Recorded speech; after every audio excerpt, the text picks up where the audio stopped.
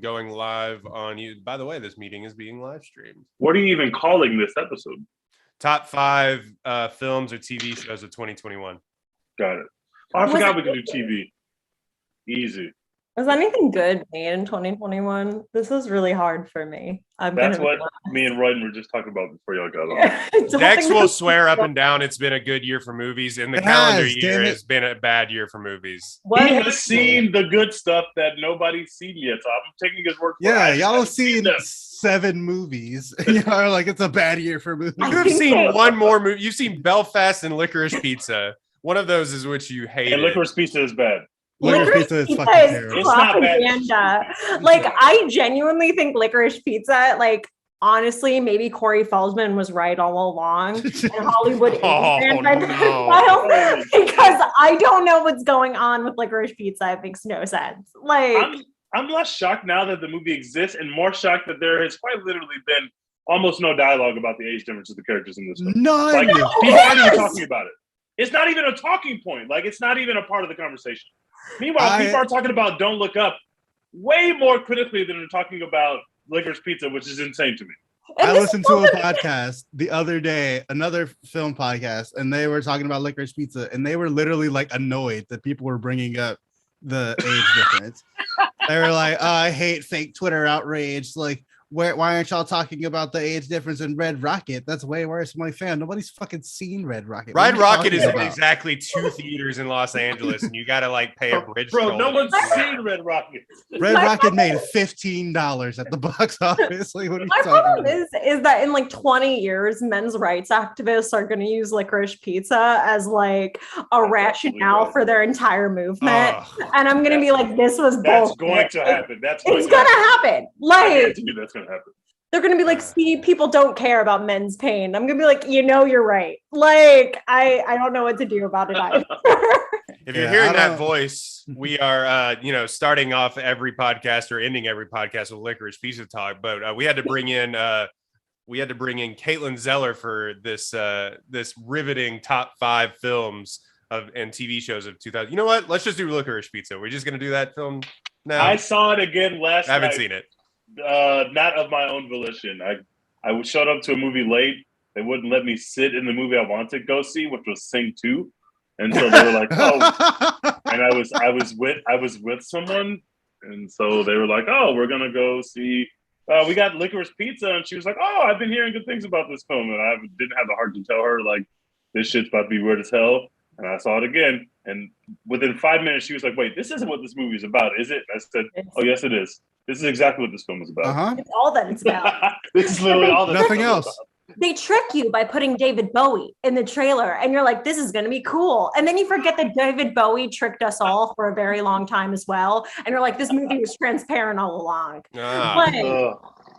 It's we are doing, this is going to be a joint venture with another podcast, Don't Look Up, but we are doing top 5 films and or TV shows of 2020. We are rejoined by long lost daughter of the podcast. The prodigal daughter. The prodigal daughter of the podcast.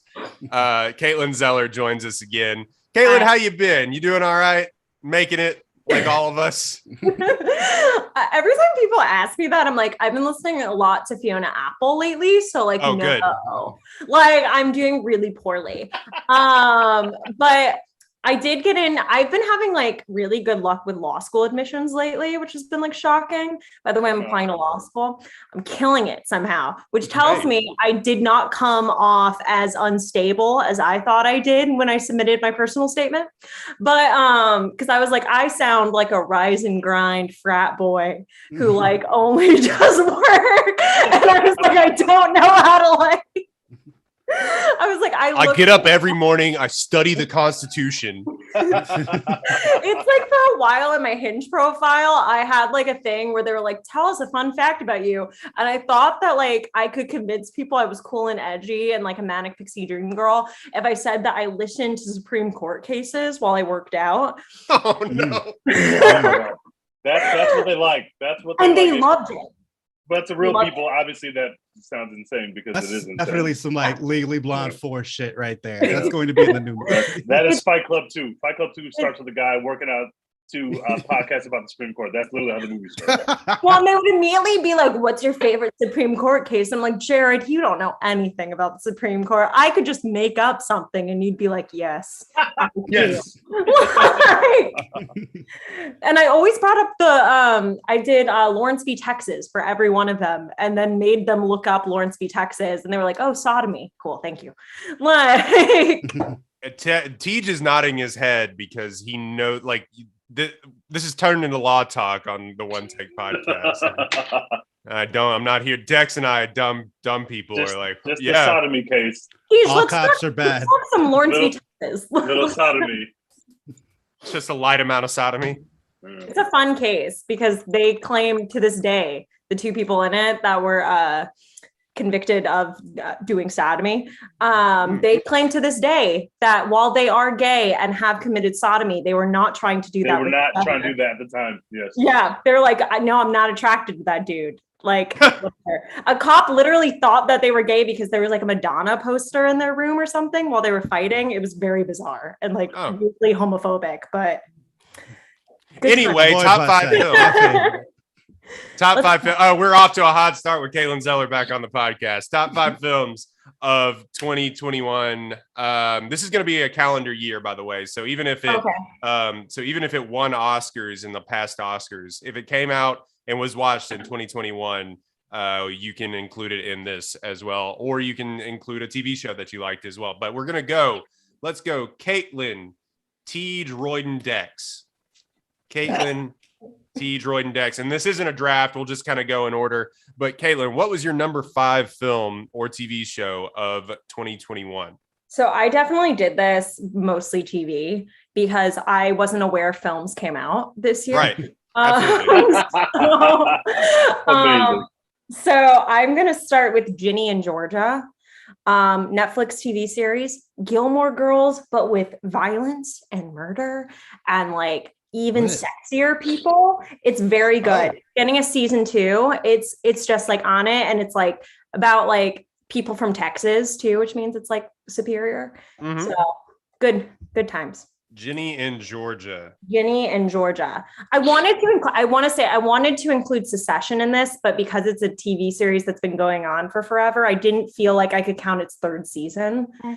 Tej would say otherwise. Yes, you can. You could have. We wouldn't have fought you. But I'm just gonna bring up the fact I did feel like including Succession, but Ginny and Georgia. I have there's so many Netflix shows that just get thrown to the ether. It's amazing that any of them ever get seen, to be completely honest. Because to be honest, I've never heard of this show. It was really popular for people that liked Gilmore Girls for a little bit. So like it's very Gilmore Girls, but like angstier. Like it's just an angry version of Gilmore Girls. The algorithm found you? Yeah, it did, because I was watching Gilmore Girls like for like 20 days straight, and they were like, let's switch it up here a little bit. Yeah, it came out in February of 2021. This is a major throwback right now. Yeah. A Netflix show from a year ago. Who thinks about those? I didn't know when it came out. I almost said Queen's Gambit like 80 times during this because didn't mean anything. Like I was like, that must have been this year. When it reaches March of 2022, I'm really gonna come out of a hole like in Jumanji and be like, are we sure? Like what year is it? This is still the 2020 extended edition. Bunch of the things I have in here are just later 2021 because I wasn't sure when they came out. So anything that was past October, I felt certain about, but anything before the month of October gets really fuzzy. Yeah. So I don't know. All right. And also we'll have to clarify on this because there's stuff that was like delayed 1,000 months and like HBO Max has thrown off everything. It's just a shit show, man. But Warner Brothers will pay for their crimes. Bottom 5 company of 2021. Facts. Whoa. Let's rank companies. Top 5 companies. Bottom 5 Warner Brothers. We'll start talking about some tornadoes. Yeah. All right, Tej, number 5. All right, I got about 8 pieces of media that I need to decide how they slot in. But for my number 5 movie, I'm going to go King Richard. It's going to be nominated for Best Picture pretty much or even if it's not, Will Smith is absolutely the leader in the clubhouse for Best Actor. Kind of like an actor showcase. Super good feelings. I have admitted on this podcast that my feelings about the movie are a bit skewed because I've literally watched it in the perfect setting. I watched it at a Black Thanksgiving with a whole bunch of Black people, and my grandma was there, and my nieces and nephews were there. So like the older people who knew parts of the story, and then like my nieces who didn't know any parts of this story, pretty much. They just knew who Serena Williams was and who Venus Williams was. So I had a cool experience watching it. Totally well done movie. Not a perfect movie, but like a literal perfect actor showcase for an actor that we've been literally begging to do something interesting for the last like decade. So that's going to be my number 5. Yeah, it's going to probably, at this point, I want to say he's the favorite so far. There may be something like, I think that's the biggest. He's going to be the biggest favorite once the odds come out. He's going to be the biggest favorite in the top awards. Like it looks like he doesn't even have a natural like second. Like we don't even like. He's going to be way out in front. Kind of like what's her face was Olivia Colman was when she won. It was like everybody kind of knew like this is happening. Or same with Nicole Kidman with the wife, even though nobody ever saw the wife. As soon as people watched it, they were like, "Oh, she's going to win best actress," and of course that's what happened. He's going to get an King Oscar Richard nom is the for only one that people have like seen, because Denzel Washington, obviously for Tragedy of Macbeth, like that's going to be a thing, but regular people aren't going to watch that. Everyone keeps trying to talk. Everyone keeps trying to talk me into seeing it. All my art friends, and I'm like, I too want to see this and be drunk on wine and like pretend I really understand care about Shakespeare. Yeah. But I taught Shakespeare.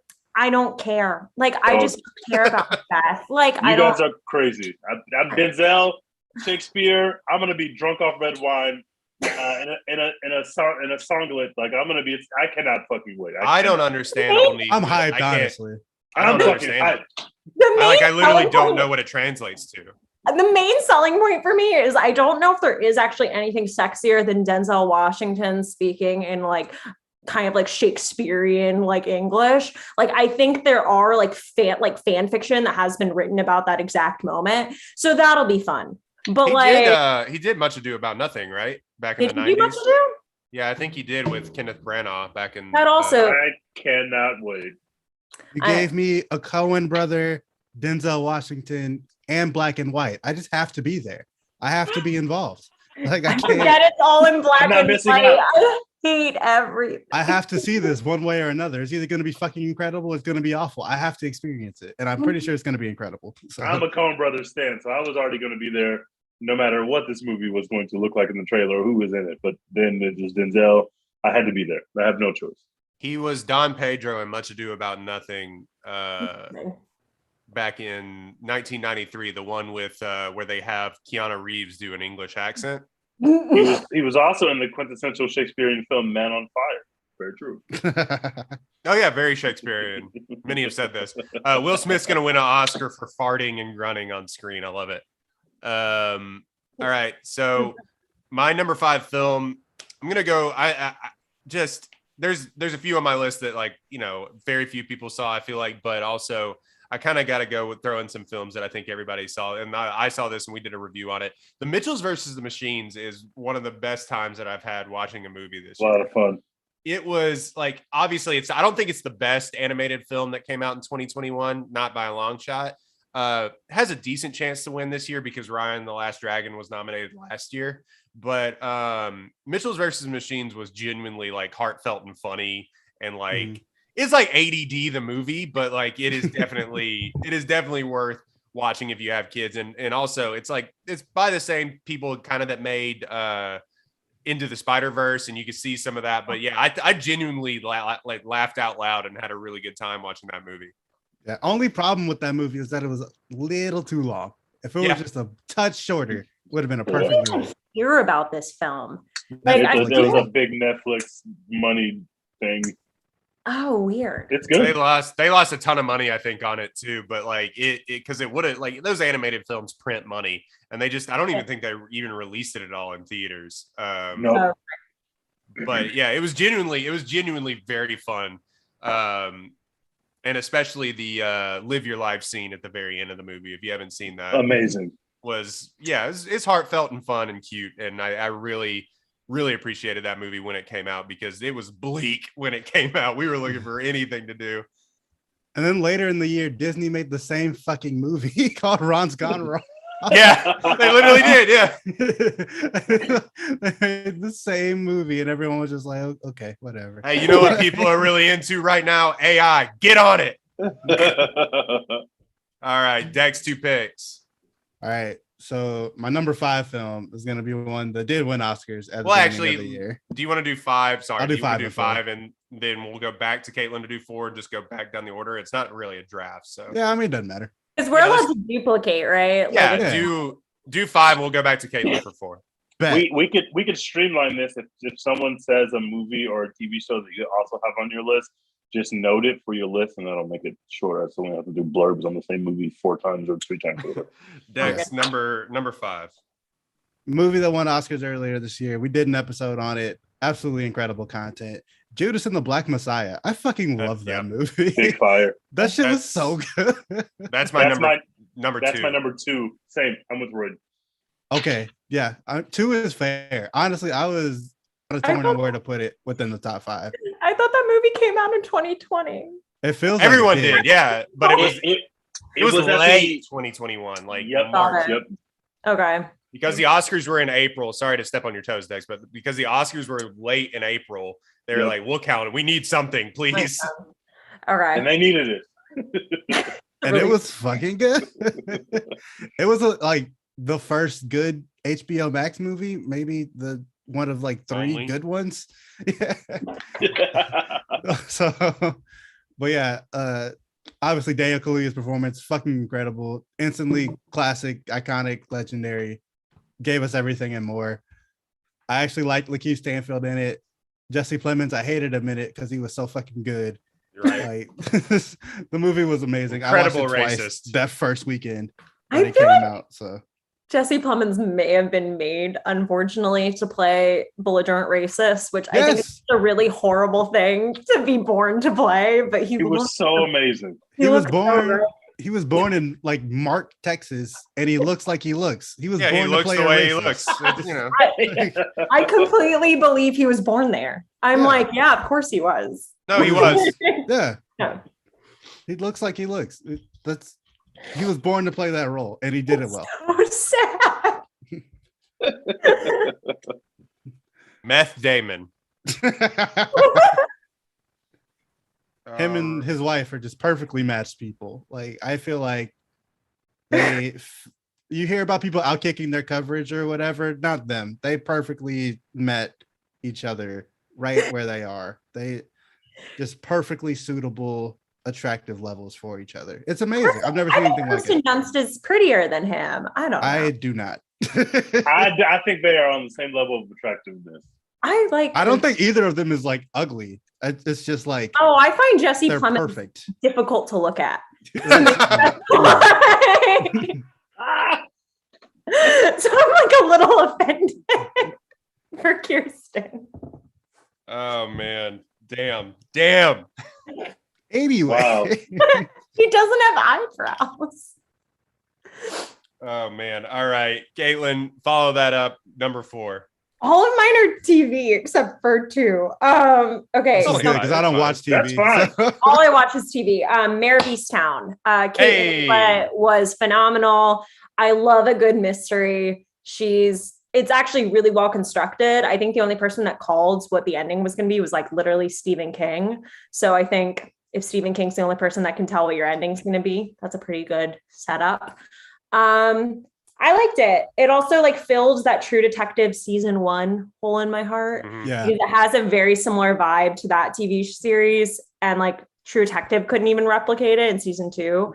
So I don't know, really good. Also, her accent at times is very good. The Wooder and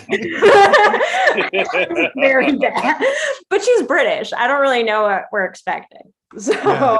I didn't think that came out in 2021. Another thing that feels like came out in 2020, but I was fucking riveted. That was incredible. it was prime time. HBO did it again with the like appointment we're here viewing. on Sunday nights watching Kate Winslet do whatever she's doing. Like try to arrest her ex-husband. Like that's what we're trying to. Which I'm like, hell yeah. And then like screw a writer who just comes into your town is like That has nothing else to do with the story, isn't involved in the crime at all. I kept being like, he must be the murderer because there's no other point for this character. I'm going to spoil the fact he's somehow not the murderer. Like, I don't know how this is true. That doesn't spoil anything because I think no one else thought he was the killer except for me. They did the same thing with The Undoing. We were all like, it's got to be the sketchy friend. Like, she sucks. She got to be the murderer. Like, no, that has nothing to do with anything. Dude, I don't get it. They're like, we're just gonna put this person in here. Like, this actually like a good person. What? No, and then she just treats him bad. And I'm like, I can only feel okay with you treating him bad if he ends up being the murderer. Now I just don't like you. Like, yeah, she was a piece of shit, but that was an incredible TV show. It was so good though. All right. Tej, number 4. All right. So I think number 4, I'm going I'm going The Harder They Fall. We did an episode on it. Incredible content. Just absolutely amazing performances. The movie looked great. The jokes landed. It was extremely violent. And I don't necessarily care that it was a lot of Tarantino ripoffs because Tarantino was fucking awesome. And this movie was fun as shit. And I was lucky enough to see it in a movie theater when I saw it. And that made it even better. The first time I saw it was on a movie screen. And I just really enjoyed it. So I got that as my number 4. Idris Elba in his bag, for sure. Facts. It was genuinely just one of the most entertaining. Like, it was actually entertaining. You know, I feel like we've had some superhero films and stuff, but we've had like not enough, like just genuinely entertaining. Yeah, stuff that doesn't have a message or doesn't have anything like that. It was just like black cowboys are gonna shoot people, and it was fun. We got a beef. Yeah. Like, We'll it was beat fun. the dude's gold teeth out of his mouth. Like, this shit is dope. I almost put The Harder They Fall on here, but I just couldn't quite find room with a couple other things that I have on here. But yeah, I wrote a review on it. You can go find it on a HOU, but it was genuinely like just entertaining as hell, man. Brought Westerns back. Westerns are back. If you didn't know, now you know. There's a Fuck Benedict Power of the Cumberbatch. Dog, though. Fuck I was that gonna movie. say, isn't there a Benedict Cumberbatch Western? Garbage. It's not even a Western. It's not even a Western. It really isn't. There's no gunshot, nothing. It's just vibes. Well, it's Benedict Cumberbatch playing a cowboy. Did you think there was going to be like shooting? He's going to sit there and Maybe. block. Anything cool? He's Did just you think you were gonna have fun? No. There is a 100% chance this film is being nominated for Best Picture. Oh yeah, Oh, absolutely. 100%. It'll be nominated for like 12 Oscars. I hope it doesn't win any fucking thing. Benedict Cumberbatch doesn't have fun when he plays Doctor Strange. Like, I don't really know what fun we were going to have with him as a cowboy. No, it wasn't. This movie. He's just. If you haven't seen the movie, I also wrote a review on that. He was genuinely like, just a dickhead the entire film, and just the most unlikable person on the entire planet. And so, yeah, tough hang, that movie. You gain nothing, you feel nothing, you learn nothing. It's a waste of a movie. Don't watch it. It's just a vibe. It's just a bad Montana vibe. with just gay cowboys and Montana wilderness. That's what it is. That's all. That's it. Kristen Dunst and Jesse Plemons are also there. Speaking of, Are they the gay cowboys? No. That would have been a better movie.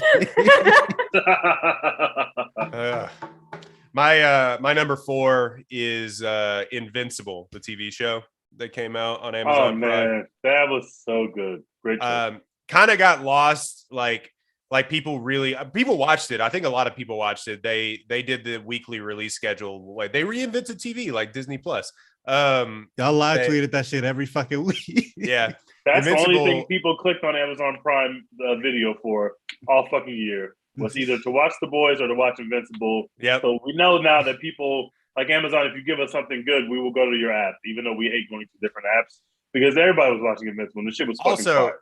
People talk about HBO Max. It's like if you've been to the Amazon app Garbage. Sucks. Awful. The interface on Amazon. You have $1 billion.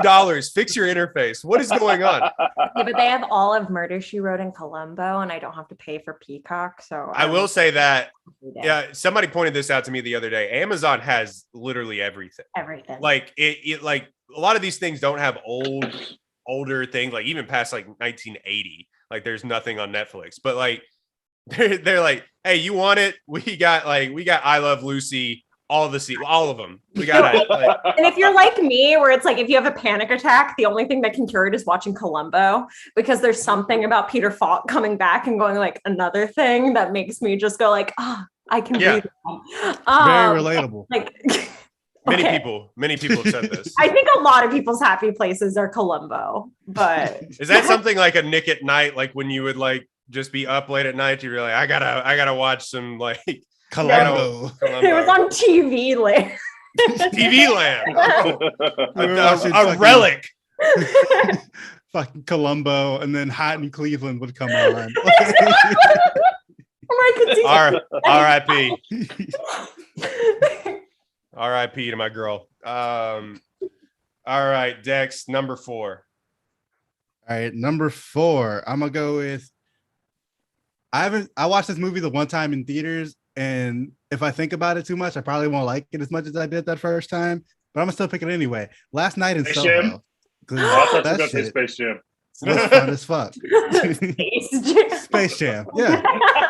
Space Jam 2, 4th best movie of 2021. Like, actually, in a surprise pick, I'm choosing Space Jam.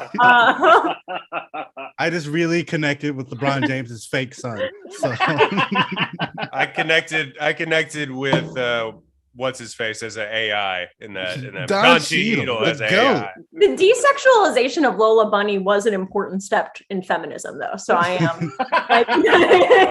If you say so.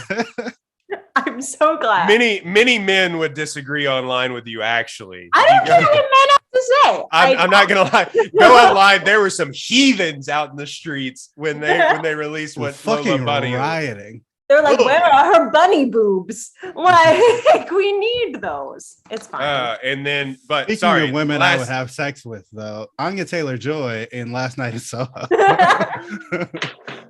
She did the thing again where we're like, is she? No, she absolutely is. After that movie, I was like, there's no fucking debate. I don't know how this was a question. I don't know what they did in Queen's Gambit to make it questionable, but it's all there. And also, she's just really good. Yeah, she's a very good actress. She's a very good actress. Incredible. And also Thomasin McKenzie. She got next. She's the next guy next.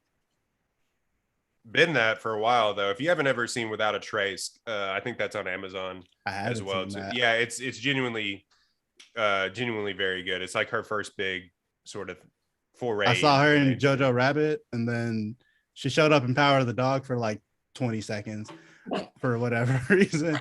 And I saw her in Last Night in Soho, and I'm like, yeah, Thomasin McKenzie. She got next after Florence Pugh's next. Yeah, she was in Last Night or The Power of the Dog for no reason. No reason. What an underuse of her in that movie. What was that character even for? Fuck that movie. Oh, yeah, enough of that. Talking about that movie, we talk about our worst of the year too. Also, Last Night in Soho just looks incredible. Like the colors and shit. Like I know it's very childish of me to be like, ooh, neon lights that change colors, but also shit was dope. If you got a good ass TV, seeing some fucking flashing neon lights and Anya Taylor-Joy just sitting there vibing in the fucking 1960s and shit, you're like, this is amazing, and it was. I mean, that's why people like Blade Runner. Like, it's the same vibe. Fair. So like, Fair. no, that's really valid. All right, back to you, Caitlin. Number 3. This is my last TV show. I'm gonna go Only Murders in the Building. Yes. So good. Everyone in it's phenomenal, and like it's so self-critical of like what it's doing. Mm-hmm. And Selena Gomez is actually a good actress in it. Which this is a Selena Gomez joint. She's genuinely really good in it. It's her and Steve Martin and Martin Short. That got really confusing for me for a second. Martin Sheen. Yeah. I was like, what's going on? Anyway, and they're just all really great in it. And the ending kind of catches you by, I think, genuine surprise. Like, the person that's the criminal is not really who I expected to be it. So it's a good mystery in that sense, but it makes sense how they tie everything together. I almost put that on here. It's take it for what it's worth. It's 100% on Rotten Tomatoes. Like everyone loved that show, which is I have never heard a bad thing about it. They had a really amazing episode too that was done completely silent. And it's like the first time I've seen a show do that successfully, because I know it's been kind of a gimmick, I think, lately to try to do silent episodes or whatever, especially if you have like a deaf character on the cast. But like they actually did it really, really well. And like I think it was extremely well executed. Just a Hawkeye subliminal I'm hearing right now. I felt like it was a shot at BoJack Horseman, who also had an amazing silent episode. Okay, no, BoJack Horseman silent episode is actually good. I love the underwater sequence. It's so good. The way that they mix dark comedy in that, but never take it too seriously, is actually really I really enjoyed that, because it's like, oh, is it supposed to be dark when we're watching Steve Martin like be tranquilized or whatever, you know what I mean? And he's just kind of doing his like comedy bit and then like falling around and he can't say, you know, it's really like, it's very Steve Martin and Martin Short, if you enjoy their comedy. But yeah, it's very good. Cannot recommend. A Hulu show worth watching. Who would have known? Another platform. One of like two ever. Yeah. Like, yeah. Hey, bros, don't sleep on Hulu. They got fire over there. They do, but nobody's going to Hulu. That's another app that kind of stinks as well in terms of their interface. I hate their interface is bad. I pay for Hulu and I still get ads. Mm-hmm. I don't hate it. I don't understand, but it's fine. But you got to pay for Hulu without ads. Disney's getting that money one way or another. What app has the best interface? Is there one that we're like, that's Netflix. Actually good? Netflix has a great interface. I love Netflix interface. Maybe I'm frustrated by Netflix because they like lie to you. They'll see that you're searching for a movie and they'll be like, we don't have it, but we're not going to tell you that. We're going to show you a bunch of other shit. Well, we're just going to show you a bunch of other shit. I always get my hopes up that they have it because it shows up in the fucking search. And then it's like, but did you actually mean bring it on this planet, not bring it on like a rare K-pop drama? Like, is this what you bring it on this planet coming to WB this winter? Did you mean this random obscure Nickelodeon show instead of the popular Leonardo DiCaprio movie? Sure. Yeah, I think it's Netflix. I think the smoothness of Netflix does it for me, because like you go to like HBO Max and stuff and like, yeah, they've kind of gotten better, but it's like, it's just laggy and like refuses to rewind. Yeah, awful, man. Oh, God. I will say Netflix has the scrolling thing like down pat. They want to, and I think it's probably Disney Plus is actually really good as well too. But I like Disney Plus too. Some rewind problems. Yeah, it came out broken, but I think they fixed it. They figured it out. Came out broke. Tej, number 3. I'm gonna cheat here. I was trying to decide whether I was gonna cheat at number 1 or cheat at number 3. Actually, no, I'm gonna cheat at number 1. I'll do number 3 alone. I'm sure other people have this on their list. I'm taking Spider-Man at number 3. I am taking Spider-Man at number 3 as well. We talked a lot about the film. It's obviously incredible. It plays on our nostalgia, and that's an easy way to get me in the pocket. I am a Disney fanboy. I serve my mouse overlords. I have watched every piece of MCU content this year. I'm up there on the shows. I am up there on the movies. Spider-Man, I had the highest expectations in the world, and it still lived up to them. I'm taking Spider-Man number 3. Incredible movie. It really was like, the further I get away from it, I think the more holes I've been picking on it because I'm a bad person. But like the thing with that is like, it still tickled a part of my brain that I was like, oh, I need more. Let me go again. Like, it was just like, it tickled something that I scratched an itch that I needed about going to the movie theater. And I think that's well worth having at number 3 on my list. I felt the other way, Royden, because I went and saw it a third time with somebody who hadn't seen it yet. And the third time I was like, this is even better than I remembered it being. Like, not in terms of like an experience, obviously. It was like 2 weeks after it came out. Like, it wasn't hyped up and shit in the theater. But like, just actually watching it, I was like, oh yeah, this is good. Even when people aren't like cheering for everything in front of me. Like, this is just cool. My one complaint that I did have a problem, like that I did kind of like go back and pick holes in it, is that a podcast that I listened to that actually liked the film, but they're like a comic book podcast, and they said it looks like they filmed it in a shoebox a little bit. where they're like, yeah, this is definitely on like some green screen stuff, and there's like 3 people on camera at a time sometimes. Like, yeah, this was filmed during COVID. Maybe that's nitpicking, but yeah, that's my only kind of like complaint that I go back and look at it. But who cares? You're making $1 billion movie in the middle of COVID. I don't know how else you do it. I'd rather know, like, oh, this was filmed during COVID because, like, there's only 3 people on this because they're protecting people, than to watch a film and be like, I think this was filmed during COVID, but I can't tell. Like, it looks like they threw a giant house party in the middle of New York. Weird. They actually asked for their entire cast to not be vaccinated. They were like, what if you don't? The director specifically said, if you come on set, you have to spit in my mouth. And they're like, they invited all the Capitol rioters to film this. What? I was just, when you got to the spin your mouth part, I was like, so Tarantino's doing another film. Oh my god! No, it's that. Those are toes. Yes, spit on my feet. Yeah. All right. Jesus, this is gonna get off the rails. Dex, number 3. Number 3. We've talked about this movie a lot on this podcast because it flopped so fucking hard, but I really fucking liked it. I'm gonna go with The Last Duel. Okay. A movie y'all haven't seen. I understand. Movie no one has seen. No one has seen. I'm going to see it. I was one of 17 people who saw this movie in a movie theater. And yes, there were 2 rape scenes. Yes, I know I'm a bad person. However, that is an insane. However, did you just yada yada rape? I did not. I am a bad person. However, Ben Affleck and Adam Driver hanging out in the 1300s and shit was incredible content. Yes, Matt Damon being a cuck in 1300s, incredible content. And also Jodie Comer just being this, woman who is fighting for her life basically throughout the 1300s. Incredible content. And they told the story in a really interesting way. It's like they give you all 3 perspectives kind of back to back to back. So you see some of the same events 3 times from different perspectives. You see new events. It's all really cool. People should have went to the theater and seen it, but the company did the worst marketing of all time. And so me and 16 other people saw it. But it'd be like that sometimes. Still incredible. You should watch it whenever it streams, wherever it's gonna stream. So it hurts me that nobody has mentioned House of Gucci yet. This hurts my feelings because I didn't put it on my list as well. Well, your feelings just gonna have to be hurt, buddy.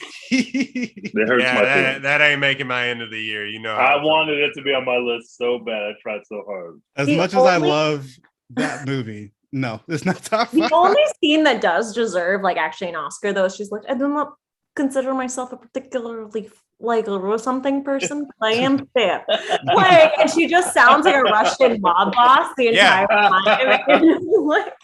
That was my favorite criticism of the film, is that an accent coach was like, what is she doing? I need a Lady Gaga mob movie where she is the head of the mob. I need it immediately. Absolutely. I fucking need it.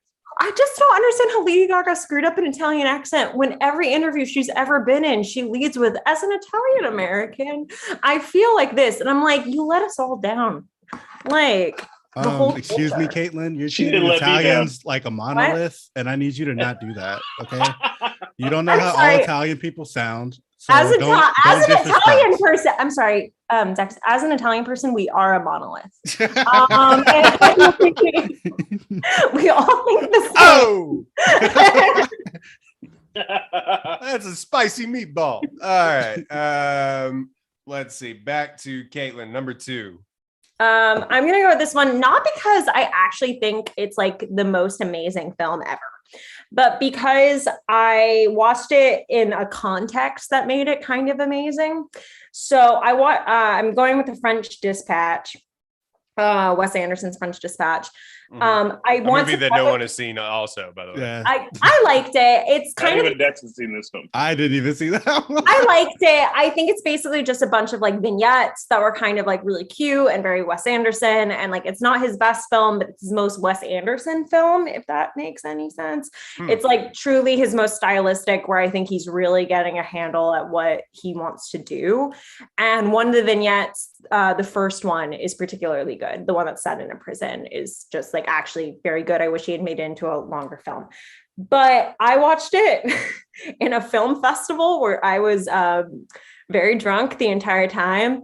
And I watched it in between the 1980 film Cat People, in which a woman turns into a cat, but only when she has sex.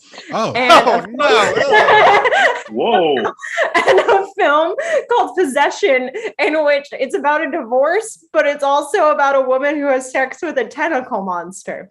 You were watching hentai and cat Shape porn. of Water. And then it was just the French Lovecraft Country. and I just really appreciated the placement of the French Dispatch in relation to those other two films, because it was just innocent and nice, and I could kind of not think. That really is like the pitch meeting that they had. All three of those movies you just described for Lovecraft Country season 2. And HBO was like, nah, like we're good. They're like, what if we actually broke up the whole season and made it into 3 films? Why? In one is a bunch of vignettes of like stuff that doesn't even interconnected. They aren't Okay. connected. So on the French Dispatch, I have a question. Mhm. Are we ready to, do we have a final answer on Timothy Chalamet after 2021? Is he On good? what? I he fucking bad? love this question. Is he good? Is he bad? What are we dealing with? What's going So on? my favorite story about Timothy Chalamet is that he gave like my friend's entire freshman class at college chlamydia. And when I Oh, watched, we are definitely getting sued. Allegedly. allegedly gave a bunch of people chlamydia at NYU. Who can say? They say in Timothy Chalamet gave a whole bunch of students at NYU chlamydia. They say it. They say it. They say it. It's all over Reddit. Like my friend posted it everywhere when she heard about this. Holy But, shit. Anyway, I'm surprised y'all don't know about this. Anyway, I didn't know about this. my friend said it was common knowledge at NYU. I'm gonna safe search this one. So every time I see him, I just think of that. And it makes me realize he's just men I knew in high school who got famous. Yeah, And that's the best description of that guy I've ever heard in my entire life. That's all I Weird feel dude that about got him. famous. Yeah, he's just a dude I know, but I don't know, who got famous. And I don't feel any way about him as an actor. I think he's fine. He's not the worst one, but he kind of sucked it in Dune. I don't know. He wasn't my favorite in Dune. I think Well, there is a Who was lot your of favorite in Dune? safe searches on this. I thought Zendaya really carried the film in Dune when she was on screen for about 45 It is seconds. in the movie for 20 minutes. Not even. If that. This poor Visions girl. of Zendaya were in the movie for Which is, you know that like it's bad though when like your entire trailer is just her, but then she's only in the movie for 20 minutes. So they only took her scenes, and then when that's the trailer. Yeah, come see our movie, please. I think what's his face? He's gorgeous. Oscar Isaac. Yeah, he was great. Isaac. Yeah, he did great. He did great. Dick. Isaac. He's great. I heard. You know where that got that? I heard an Australian call him Oscar Isaac the other day, and that just got that brain wormed. Oscar Isaac. His Oscar beard Isaac is was good. incredible. And the woman who played Lady Jessica, whose name I don't know. But I Rebecca remember. Ferguson. Yeah. Yes. They're good. I just find Timothy Chalamet like edgy in a way that I would have found hot when I was 19, but I'm now 25. I just call him a poor Dickensian child every single time I see him on screen. I haven't seen him do anything that's like, oh my god, like he's the next guy. But I people, haven't seen Hollywood anything. has decided, man. I think Oh, 2021 was the year that we can finally say no.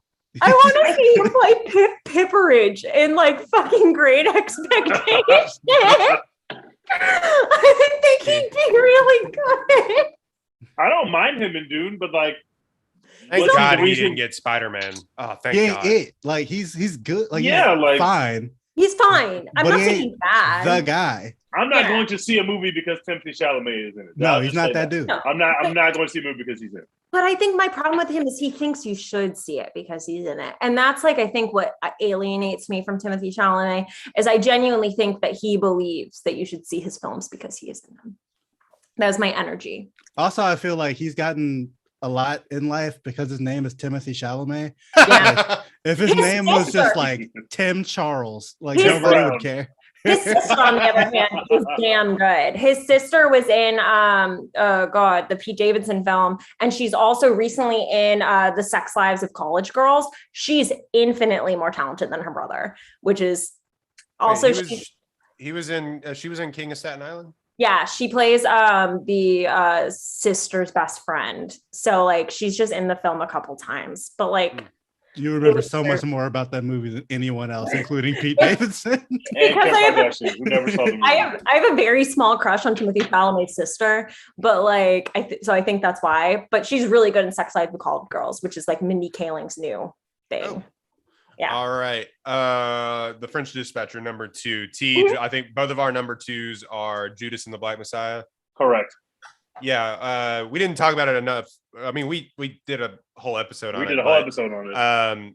I mean, Daniel Kaluuya is like immaculate in that film. It's impossible. Like he's impossibly good in that movie. He's really him. It's him. Yeah, you know how we said a second ago that Timothy Chalamet wasn't that guy? Daniel Kaluuya is that guy. That guy. I'm gonna go see some shit because Daniel Kaluuya is in it. Doesn't matter what the fuck it is. I don't think he's missed yet. Like, I don't think there's something I can think of off the top of my head that was he's like incredibly talented. And he's good around whatever he's in for sure. He was the best part of Widows, a movie that was like specifically about women being dope. He was the best part still. He stole the show. Can we just like bite the bullet? Can we make him Black Panther? Can we also make him the main character of Dune? I have a much better time. Honestly, though, we were just like, it's always been Daniel Kaluuya, like Timothy Chalamet, never heard of him. Like, this has always been Paul. He touches his forehead, he transforms. It's like suddenly that Paul is at masquerading powers all along. I'm in. I'm fucking in. Did anybody see that Queen and Slim movie that he was in? I did. It's right not before the pandemic. Good. It's not good. But okay. He's good in it. He's good in everything. But it is a tough hang. I'll tell you that much. It is a tough hang. Tough hang. It was a police brutality movie. Didn't see 2021 like she thought she might. But I will say this. I've never said this on this podcast before. The worst thing that I saw in 2020 or 2021, whenever The Chi was airing, there's a scene in The Chi where there's an old woman who gets robbed by like a local drug dealer or like a local hood. And Lena Waithe, who is the director of this show and the one who writes this show, put in what felt like a 15-minute scene of this Black woman being literally brutalized by a drug dealer, but she's like in her 90s and he's just beating the shit out of her. And you see it and you're like, wow, that sucks. And then after like 7 minutes, you're like, wow, oh my God, this scene is still happening. And that's when I was like, Lena Waithe, I'm out. Like, I'm completely out on Lena Waithe and the art that she makes. I was done. I was literally done. I was like, this has offended me to my core so much. You really got your point across the first time you punched this old lady. We didn't really have to watch it for 7 minutes. And I was like, this is the kind of directorial decision making that I am not with.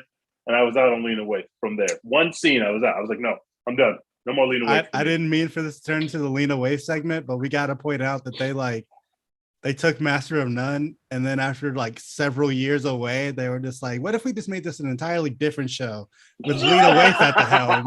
And everyone was like, no, thank you. Actually, like, no, I don't know if anybody watched that, man. I watched it. Not fun. They all thought we'd forget, I think was like, and that we would all just forget what Master of None originally was. And also everything around Aziz Ansari, because that thing was like kind of a mess. Yeah. And I don't actually know even how that resolved. Absolute mess. No one knows how that resolved. I don't even think Aziz knows how it resolved. It didn't resolve.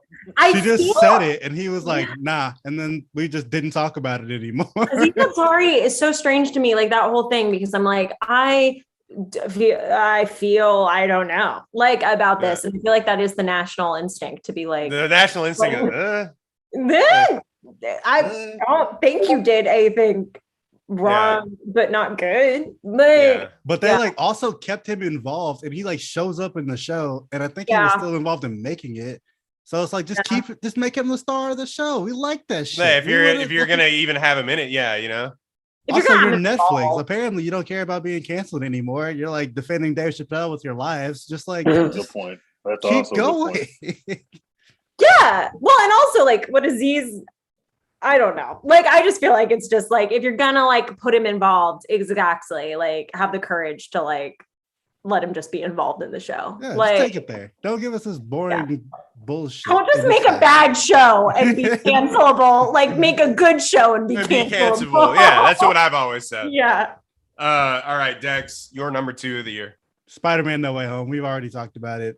Everyone loves it. It's great. If you don't like it, you're wrong and stupid and bad, and I'll block you on Twitter. I promise.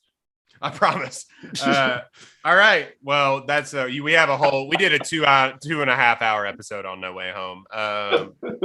Go and listen to that. But number 1 from Caitlin, your number 1 of 2021. Sorry, now I just want to say I do like No Way Home, but now I just really want to see if Dex will block me on Twitter. I just unblocked you on Instagram like 2 days ago. Yeah, you're good. I thrive on being unable to see people's profiles. That's my favorite thing is when I'm blocked by someone. Oh, they think I even want to see their stuff.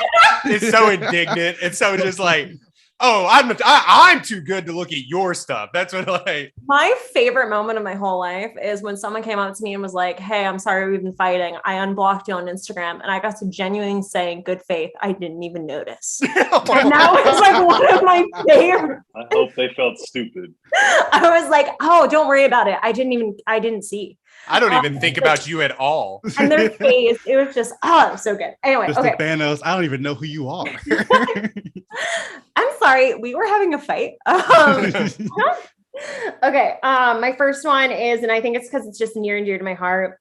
I'm a big musical theater geek. I think this is one of the best musical theater things that have come out, and it's probably not what y'all think. I liked In the Heights. It's not In the Heights. I think they kind of messed up Lin-Manuel Miranda's play actually a little bit, but I have reasons for thinking that to support that. I just think because I've seen the musical, I wasn't a fan. But Tick Tick Boom, Andrew Garfield is actually an amazing musician. His voice is really, really good in it. And also telling the story about Jonathan Larson, who has passed away, and fixing a musical that was, I think, a trouble musical for a really long time. I think people don't understand what Lin-Manuel Miranda did to fix that musical, but he totally rewrote the entire script and changed the order of pretty much every song to reconstruct the musical to kind of make sense and tell the story better. So was really Tick Tick Boom. I see it every single day, and I keep telling Caitlin like we have to watch it. I need to watch it. I plan on doing it. It's so good. Year of Andrew Garfield, by the way. But he's so good. I'm so happy for his redemption arc as an actor. Like, did not miss. Yeah, he's just killing it. He's killing it. Tick Tick Boom was. I thought it was Tick Tick Boom was a musical before this movie. Okay, so, that makes more sense. So it was Jonathan Larson who wrote Rent. Before he wrote Rent, he wrote this musical called Tick Tick Boom to try to get funding to write Rent. Tick Tick Boom is kind of an objectively horrible musical. Basically, it's not good. And Lin-Manuel Miranda basically turned it into, I think, one of the best movie musicals we've seen this year. Wow. I refuse to see West Side Story because Ansel Elgort is a bad man. He's a bad man. It's not on my list. Thank God. I didn't put it in my top 5, but he's a bad man. I don't want to watch it. I'm a bad person. I'm sorry. It's okay. You're allowed to like it. I think there are people like Rachel Zegler who are amazing in it. And like Ariana DeBose deserves all the praise she's getting. I just refuse to see it. But I think of the musicals I have seen this year, it's the best one. So it's also like a semi-autobiographical musical. Like I was gonna say, isn't it like, about his life, right? Don't they talk about like him passing in the movie? Yes. Okay. Yeah, because he passes away of a sudden aneurysm on the opening night of Rent, which is actually really interesting because everyone thought he died of AIDS because he writes so extensively about the AIDS epidemic. He did not die of AIDS. He was actually, I don't think he ever had AIDS. But all of his friends basically within a 1-year period died of AIDS. And that's what Rent is essentially about, being the person that like survives basically a plague where no one actually cares that your friends are dying. What what a completely crazy foreign story. Yeah, what a crazy story. If you haven't ever looked at Jonathan Larson, I looked up his Wikipedia because like, what is this about? Crazy. I didn't know that he had passed like that. That is just a wild turn of events. You love musicals. They do an ode. There's a song in the show that's an ode to Sunday in the Park with George. And they bring back basically everyone who's ever been involved in like a Sondheim Jonathan Larson piece. So like Bernadette Peters is in that little montage. So it's pretty much the entire cast of Hamilton. So it's like basically a bunch of people if you're interested in musical theater. So worth seeing because it's definitely a musical film for people who love musicals. So how pissed would you be if you wrote one of the most renowned musicals of all time and it died? Never know. Worth it. Never know. I guess so. I guess that's I'd be one way pretty to look at it. pissed. I'd be pissed. I'd be like, I'd get upstairs or downstairs and be like, why? Come on. I know you bitches. The irony is also a musical about your survival. Like it's about him like documenting the deaths of all of his friends. And it's like, you don't even get to watch it be documented, basically. Yeah. Like my favorite part of that story though is how like I don't remember if it was like the first showing of Rent or whatever, but they were like going to just sit and like just read it kind of quietly or whatever, like passively. And then as they got into it, they were just like fucking belting it because everyone loved it so much and they were like so passionate about it. So it's a hard musical not to just like get it, you know? like great story too. I can't wait to watch this movie. I need to get on it. I highly recommend. Also, Vanessa Hudgens is good in it. My queen. Yeah, she's really good in it. You say that like she's not good in everything she's Our ever problematic done. queen. The Princess Switch is not a good series, and I'm going to die on the hill that should not be continually remade. I don't know why we're on the third where she has another twin. Like there's a fourth twin. It's because she's Vanessa Hudgens and she can play even more people. That's what we need. I don't understand how they're We doing stand a problematic queen. Yeah, outside of one Instagram story that she shouldn't have done. People she hasn't missed. People are gonna die. Guys, people are gonna die. Come on. People are gonna die. I mean, to be fair, she was right. She was ahead of the curve, baby. The CDC just said the same shit. I really want to make one of those CDC says memes now that just says CDC says people are going to die. CDC says, you know what? Vanessa Hudgens was on some shit. Yeah. All right, Tej, number one. All right. This is where I'm going to cheat. I have two answers here. Easily the two best shows on TV at the moment. I could not differentiate between which one I love more. One of them I've been talking about on this podcast for months. It's Succession. It's the best show on TV.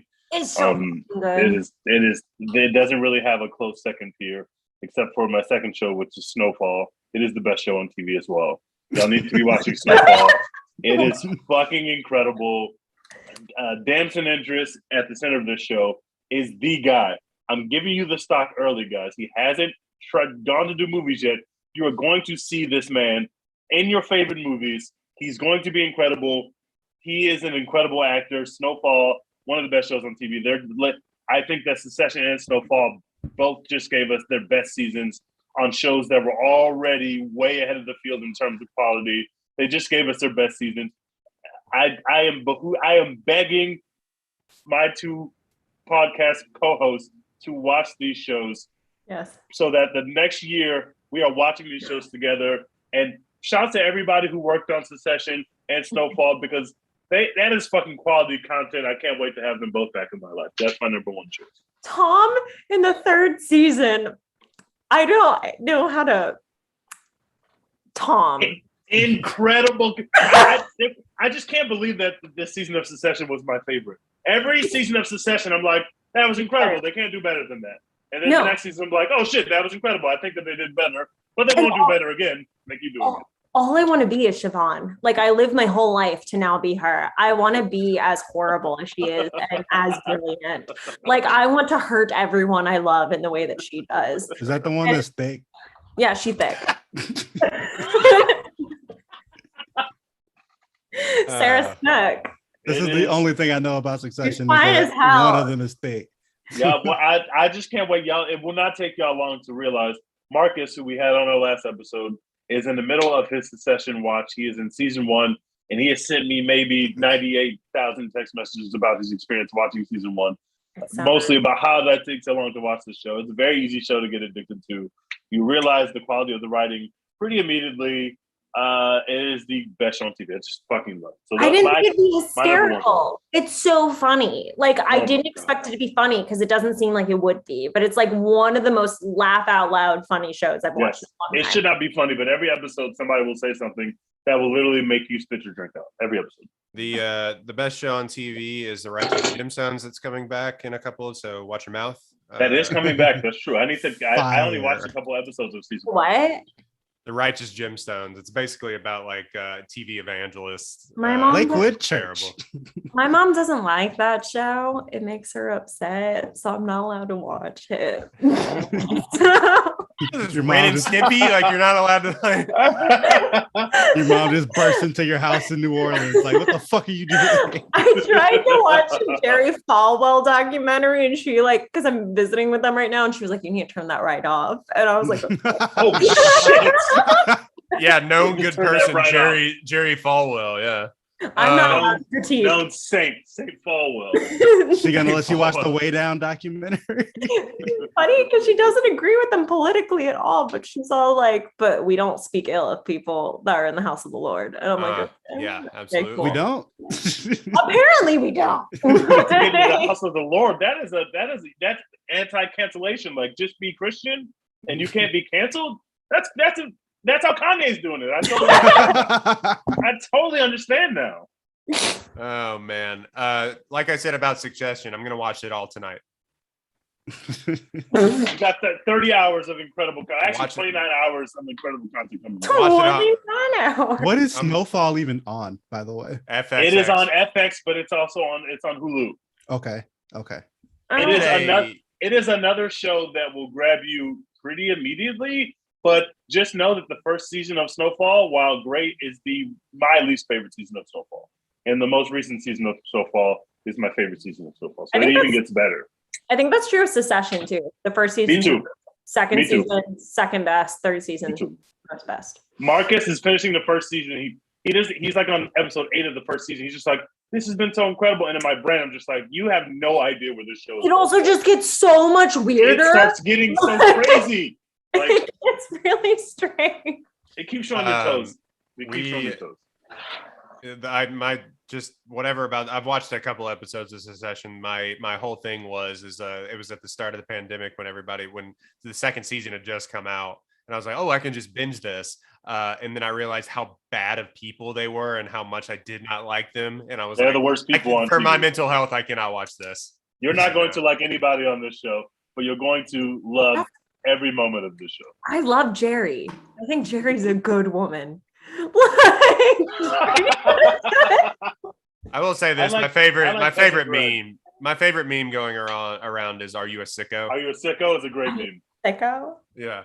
All right. Let's see. My number one is we talked about this movie, and some people obviously it kind of came with some controversy it was the controversy in the Oscars. But I don't like it for that reason. The Father is probably one of the best movies it's not the best movie of that Oscars season, but it's the best movie I think I've seen in this calendar year.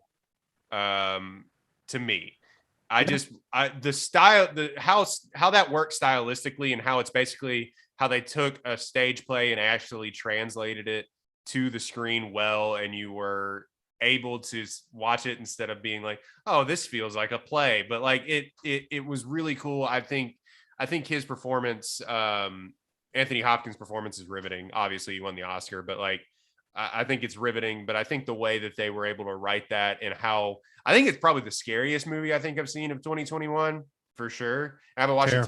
It is horrifying.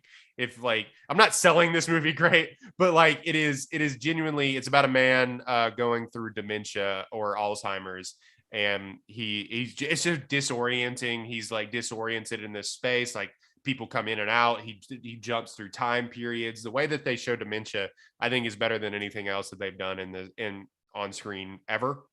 This is also on my list. I gotta watch this because you feel like he does in the movie. You are so disoriented that it's It's haunting. It's a very, very haunting movie, and it stuck with me for a very long time. So for that, I think that is so far my best of. Well, I guess it will be my best of 2021.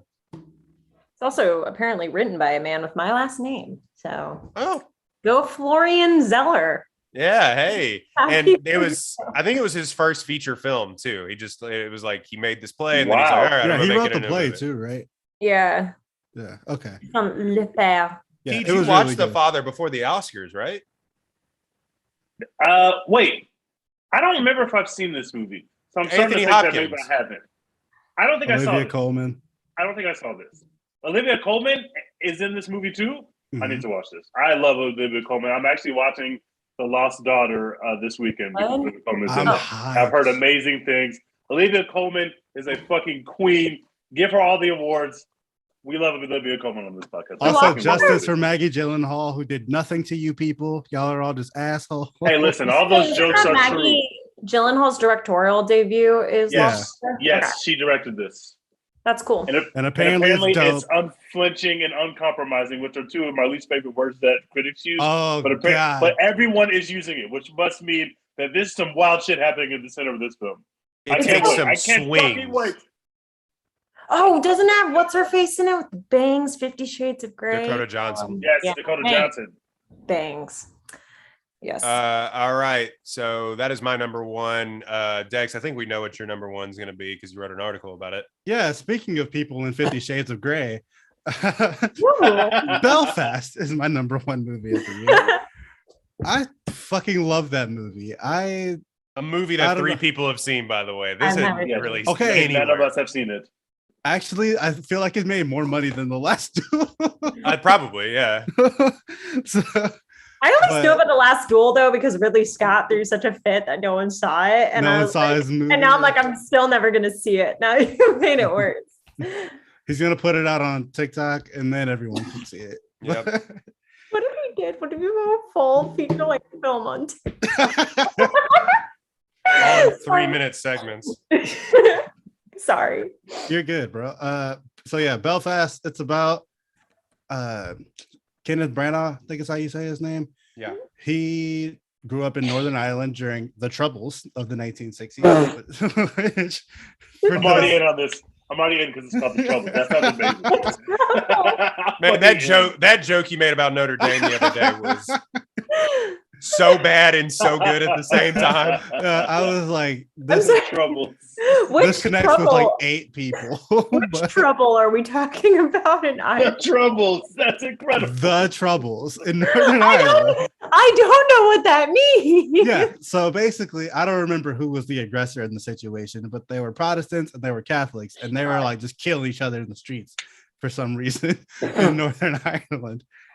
And this all happened on young Kenneth Branagh's block, basically. It jumped off. Yeah.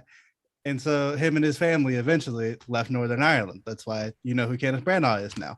But anyway, so this movie is semi-autobiographical. It's not like actually his life story or anything. It's just kind of inspired by it. But it's an 11-year-old kid, his first acting performance in anything ever. Jude Hill, he's fucking incredible. But yeah, it's just about him kind of being a child, realizing what the fuck is going on in the Troubles, and then his family making the decision to leave. Like, it's actually like really funny and heartwarming in a way, which I did not expect at all. It's also like in black and white for the most part. There's a couple scenes that are in color, which is like a little bit of a spoiler what they are, but anyway. So yeah, there's a few scenes that are in color, mostly in black and white. It looks gorgeous. All the adults are fucking fantastic in it. Like I mentioned, Jamie Dornan, who was Christian Grey and 50 Shades Bondage. It is Bondage Man. Yeah, he was good. I forget what the woman's name was. It's European. I don't even know how to say it really, but she was incredible in it. Judi Dench was in it as the kid's grandmother. She was incredible. But the star of the whole thing is Jude Hill, the 11-year-old. Like I said, never acted in anything else before. There's no way you'd be able to tell. He was like funny when he needed to be. He was like you could feel him being afraid of things, like, and it felt like genuine and good instead of, most kids are pretty shitty actors, and we just accept it because it's like they're kids. We're not gonna like expect and greatness that's the out real of you. troubles is that we accept bad child. We expect stupid shit out of kids, and that causes all the troubles. But I don't want to refer to American COVID troubles. as the troubles. I want to say, yeah, we had a pandemic. No, don't the call troubles. it that. It's the troubles. The pandemic. The troubles started in 2020. The pandemic was really the child actors we met along the way. It's not the pandemic, it was the unease. The unease. But yeah, Jude Hill was incredible. I don't know if he'll get like an Oscar nomination. Some like that was the buzz like originally. Obviously, more stuff has come out, but he was really fucking good. And that's my pick for Best Picture. I don't know what else would win at this point, to be honest with you. But if he did get the win for Best Actor, would he beat Adam O'Neill then for Youngest? I want to say yes. Yeah, she was like 13, right? She was like 13, I think. So that'd be really cool. 11. Yeah, be they neat. filmed it when he For, was like, paper 10, movie. and I think he is 11 now. So I mean, Crazy. does he match what's his face from Jojo Rabbit Yeah. exceeds. He's better. Okay, well, that's hard to do. Also, the movie is 90 minutes long. It's like a breeze. None of the barriers to entry of all these other fucking Oscar movies. Oh, that's so shocking. I hear Kenneth Branagh. I go, oh, that's 5 hours long. I will sit down. I think he took some notes from his like last 8 projects. They were like, you need to like. Yeah, apparently, like he wrote this movie at the beginning of the pandemic because he was just like, I miss my homeland, and his friends were like, write a movie about it. And he was like, all right. So here we are. Branagh's such a strange man, though. Like, what a wild filmography from that guy, because he's like a Shakespearean trained actor. He's the Shakespeare guy, basically. Yeah, he's the Shakespeare guy. He cheated on Emma Thompson to bang Helena Bonham Carter. Right I mean, hey, well. Right before shooting Harry Potter, where they were then all reunited upon that film set. Yucky. Hey, sometimes you gotta do what you gotta do. Apparently, like Emma Thompson now hates him, but is like on really great terms with Helena Bonham Carter, which I'm like, I mean, girl power. That makes sense. Yeah. My name is Paul. That's between y'all. Yeah, what a wild filmography, because he'll do all these Shakespearean like trained things. He like Henry V, Hamlet, like Much Ado About Nothing, all this stuff. But then he's like, just Disney has him by the balls, where they're like, you're gonna do a Thor movie and you're gonna do this terrible what's it called? Not Percy Jackson, your Artemis Fowl movie that like Artemis Fowl. Yeah, he directed Artemis Fowl, like oh no, poor Murder on the Orient Express. Like he just has right. a weird. You did Jack Ryan. Yeah, he's the new Poirot, right? Yeah, like Hercule so Poirot. he's about to do the Gal Gadot. Death on the Nile. Yeah, that sounds kind of just okay. a weird, interesting career. But He also likes directing and starring in movies all the time. He didn't do that for Belfast, but that's his move. That he directs the shit like and is the star. The actual movie that's actually maybe a little bit about me, I shall not be in. But everything else, great call out of him, because it was an incredible film. He was like, everyone should see it. too much. So did we all leave Dear Evan Hansen off of our list? Dear Evan Hansen is a film I hate with a burning passion. I fucking hate that film. Also, the fact that Julianne Moore in her song goes, and he saw that truck. And I think about that. I think about that pronunciation every day. I think about it nightly. Do you know what I'm talking about? Dex knows. Now I haven't that you seen said it, I know exactly what you're talking about. It causes me physical pain every time. I hate that. I just think about them resurrecting the dead kid for a song. With Ben Platt. No, and that's the best scene in the movie somehow. Like, and then because oh my god, and like because Colton Ryan's actually good, but like Jesus fucking Christ, he also looks 45 years old, and like that That's the thing. He's not that old. Him into a child's body. They CGI'd him, as in like they took the technology that they use for like Captain America to make him look emaciated, and then they did. What if? Wait, did they really? No, but Oh. they just put a wig on him and then said this works. Sprayed him down. He's like wet. It's so He weird. looks so sweaty the entire. All right. So my honorable mentions really quickly. It's just a really throwaway movie. The Map of Tiny Perfect Things on Amazon is very cute. Like if you love like if you're a sucker for a teenage rom-com like me, that's on Amazon. Raya and the Last Dragon was immaculate. It looked awesome. incredible. The Suicide Squad was actually fun. Like no way that movie should have been good. It was actually pretty good. Shang-Chi had a blast. I almost put that on my list. I really enjoyed that film. Pig. No one has seen Pig.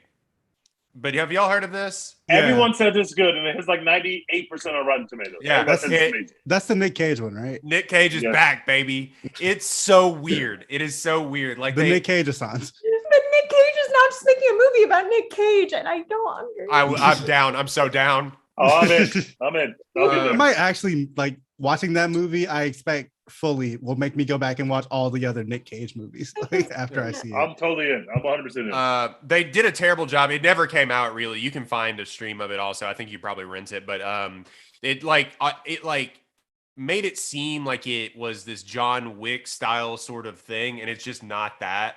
It's a real like. I hate to do this. It's an exploration about loss and trauma and everything within this film, but it's also just surrounded by this weird, just underworld, dark sort of thing. It's a strange movie, but like you watch it going like, I can't stop looking at Nick Cage do whatever it is he's doing. He's incredible. Like I understand why people are like actors are always like, I love Nick Cage. That's why, like, he just goes. He's never not going for it in whatever movie he's in. I'll give that to him. He may not be good, but he's doing it. And then let's see, real quick, it didn't come out. I think it bridged 2020 and 2021. Normal People on Hulu is one of the saddest and most cathartic things that I've ever watched in my entire life. The book is very good. It is genuinely like heartbreaking, and it is worth watching if you're in just a movie. All one night. It's like 9 hours. I did it all in a day.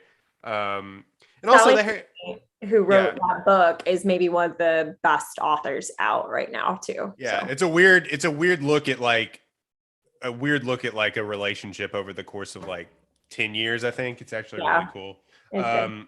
And then finally, the Harry Potter documentary that just came out made me cry. I'm not gonna lie. Oh, I didn't see it yet. It was so good. Always. It was so good. I didn't think that in 2021 or 2022 now I would have to fight so hard to keep Harry Potter out of my life. Like just every single thing in my life. It's just like you need to watch all the Harry Potter movies again. You need to read all the Harry Potter books. You got to watch the documentary. I'm just like, what? Why are we doing this? What's then happening? you have to watch the game show that they have now. Oh, that sucked. We watched it. We've an episode of it. It's awful. It's terrible. So bad. Don't fight it. They're like, pick which couch Hermione's life got ruined on, and you're like, I don't remember this. Yeah. Who would like? Also, it's a bunch of Disney adults. I thought I had beaten the Harry Potter allegations, but apparently I have not. Allegations? Yes. Did you kill Harry Potter? Like, what are people accusing you? They're accusing me of being a person who should watch Harry Potter. Who has never watched Harry Potter. Don't watch it. It's fine. I've seen all the movies twice, but wow. I'm about to go back through the movies for probably the fourth or fifth time. I love Harry Potter. My wife and I are about to do a rewatch for sure. I don't fight it. I'm about to reread the books. I'm in. Any honorable mentions from y'all? I had a couple. Luca was amazing. Didn't include him on my list. Vacation Friends, a very small meant to watch Hulu comedy, was so funny. That's John Cena, right? Friends. I love John Cena. I love Lil Rel Howery. It was perfect. Also, let John Cena be funny. I've said that on this podcast before. He's a riot in that, man. He's so funny, man. They just let him be funny. Like let John Cena be funny. Let John Cena. He's like doing cocaine and running around with his dick out. Like he's just like the whole movie is insane, but John Cena is just bringing it, throwing 100 miles an hour for the whole movie. It's so much fun. A very easy movie to watch. It's like an hour and a half. Smoke a blunt and watch Vacation Friends when you're bored. It'll make you smile, guaranteed. Don't Look Up, which we're going to talk about in Twitter Spaces tomorrow, so I won't talk about it. And House of Gucci, which I mentioned before. Fucking love House of Gucci. I am a stan for House of Gucci. I am a Ridley Scott stan. Love House of Gucci, but didn't put it on my list. That's so cool. Yeah. I also would have been an honorable mention for me. I also meant to say No Time to Die was way better than it had any right coming together and being the James Bond. Except Rami Malek. No, it was not. Rami Malek is awesome. I've never seen a James Bond film in my life. You're fine. There's only like 25 of them. Yeah, like I don't want to. And like, especially when I found out that they said that Pussy Galore was a converted lesbian, I decided this was not a series I had any business with. Oh, the very first ones are very outdated, by the way. Yeah, but those are made like in the 60s, though. They're like extremely old. You watch the first Daniel Craig one, he is whooping so much ass in that film. Holy shit. Killing dudes like with his bare hands. It's nuts. Oh, I gasped. I audibly gasped. I said, I didn't know James Bond was fucking beating the shit out of people. I thought James Bond was like a spy who had sex and yelled at women and like went on about his day. I didn't know he was beating the hell out of everybody, but the new James Bond's fucking awesome. Oh, but I have a couple honorable mentions. Do it. Okay. Girls Five Eva, hilarious. Tina Fey, very good.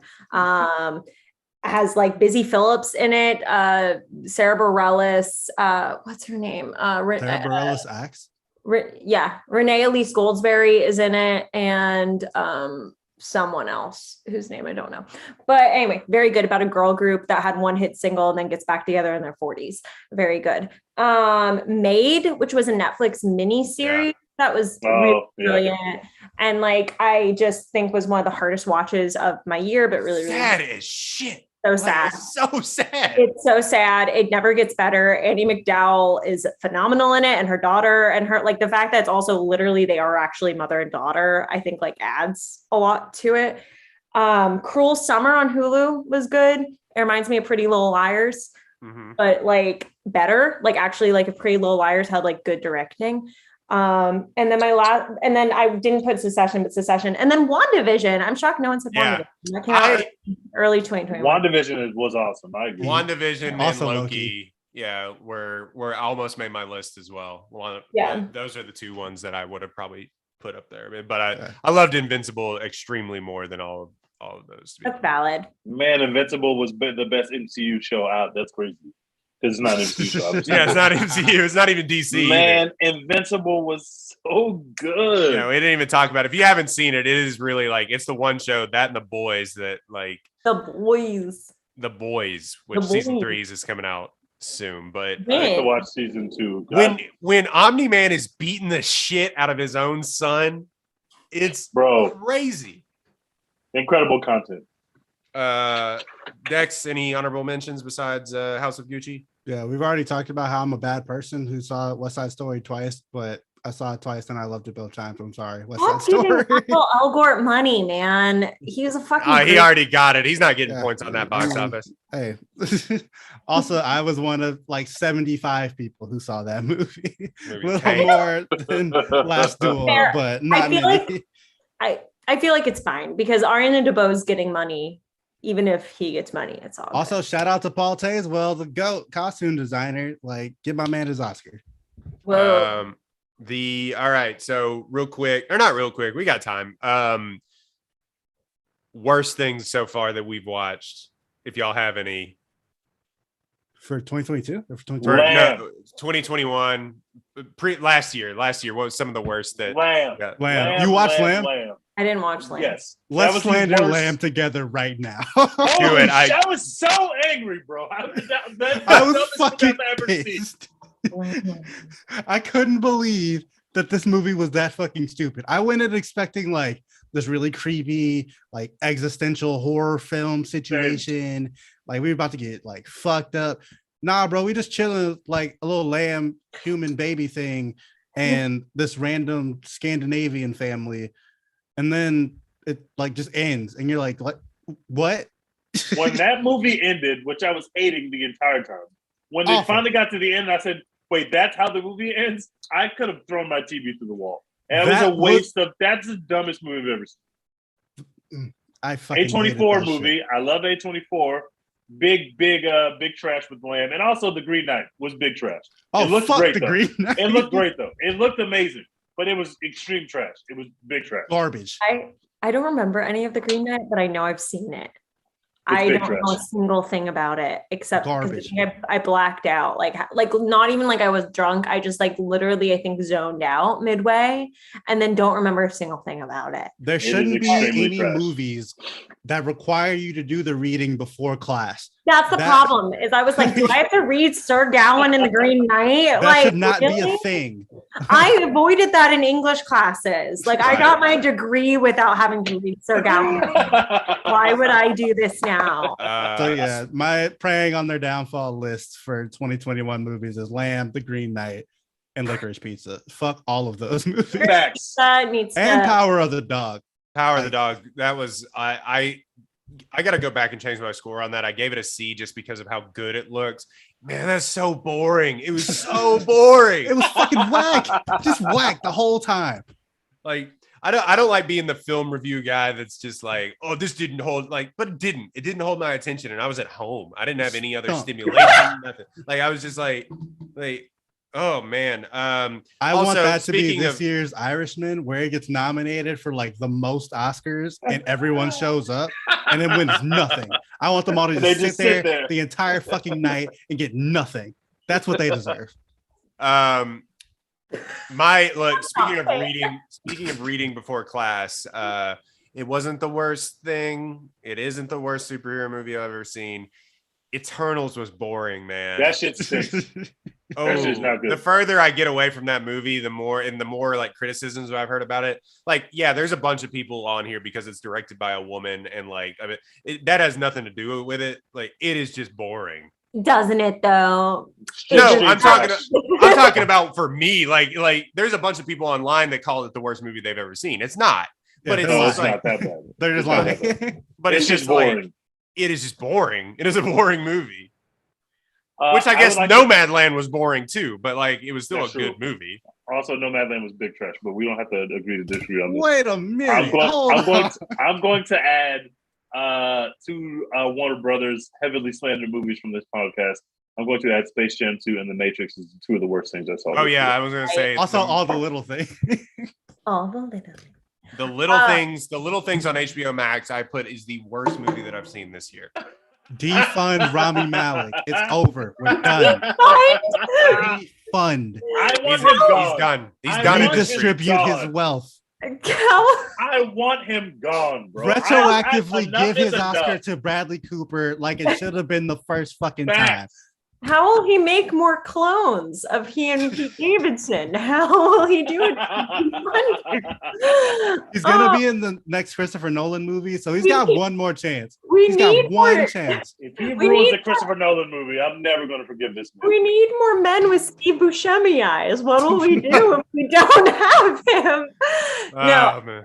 my only thing is I didn't like as much. Okay, did you guys see American Crime Story, the first season that was on OJ? Yeah, Yes. I absolutely. tried to watch Impeachment though, and I fell completely out of it. OJ Simpson was brilliant. Like it was like one of the best things that was ever made. And then like, yeah, impeachment was just rough. Wait, which- y'all So didn't like whack. noted Baylor alum Kenneth Starr getting some spotlight in Oh the no, TV that's series? it's very exciting to I see even that care Starr about being that. called out as evil. But one of the things, like, I don't know, they make Monica seem like way worse than what she was in it, which is like super strange. Is like Because the She was was like involved. heavily involved. Yeah. She's a producer. Yeah, she did it. There's still some like really weirdness with how like they painted Bill Clinton, I guess, is kind of, I think, part of my issue is they don't want to really address that he was a problem. But Yeah.